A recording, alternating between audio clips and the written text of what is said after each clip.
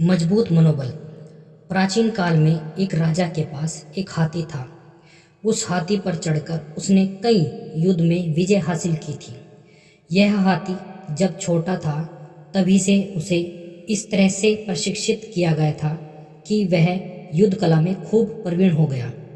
युद्ध में सेना के आगे चलते हुए यह पर्वत सा हाथी जब गुस्से में चिंगाड़ता हुआ दुश्मन सेना में घूमता था तो दुश्मनों के छक्के छूट जाते थे। इस तरह इस बलवान हाथी की कीर्ति चारों दिशाओं में फैली हुई थी। धीरे धीरे समय के साथ वृद्धावस्था की ओर बढ़ने लगा। उसकी चमड़ी ढीली हो गई। उसकी जवानी का जोश और पराक्रम कम होता गया। अब उसे केवल हाथीशाला में ही रखा जाने लगा। उसका महत्व कम होने के कारण उसका पहले जैसा ध्यान नहीं रखा जाता था। उसे मिलने वाले खाने में भी कमी कर दी गई।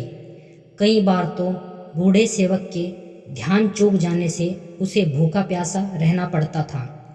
इन दिनों उसे ठीक से पानी नहीं मिलने के कारण और एक दिन बहुत प्यास लगने के कारण वह हाथीशाला से निकलकर एक पुराने तालाब के किनारे चला गया।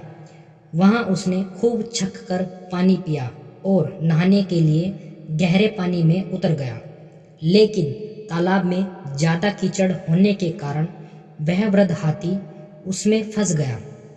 वह जितना कीचड़ से निकलने का प्रयास करता उतना ही वह अंदर धंसता जाता। ऐसा करते करते वह गर्दन तक कीचड़ में फंस गया। वहाँ आसपास के लोगों ने उस हाथी को पहचान कर उसका समाचार राजा तक पहुँचाया। राजा ने तुरंत ही उसे निकालने का आदेश दे दिया। लेकिन बहुत प्रयासों के बाद भी वह हाथी को नहीं निकलवा पाए। सभी उसे मौत के मुंह में जाते हुए देखने को विवश थे।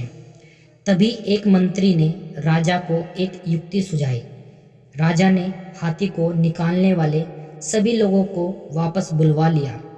अब सारे आदमियों को युद्ध सैनिकों की वेशभूषा पहनाई गई और वो सभी वाद्य यंत्र मंगवाए गए जो युद्ध के मौके पर काम में लिए जाते थे। हाथी के सामने युद्ध के नगाड़े बजने लगे और सैनिक इस तरह से उस हाथी की ओर बढ़ने लगे जैसे वह दुश्मन पक्ष के हो।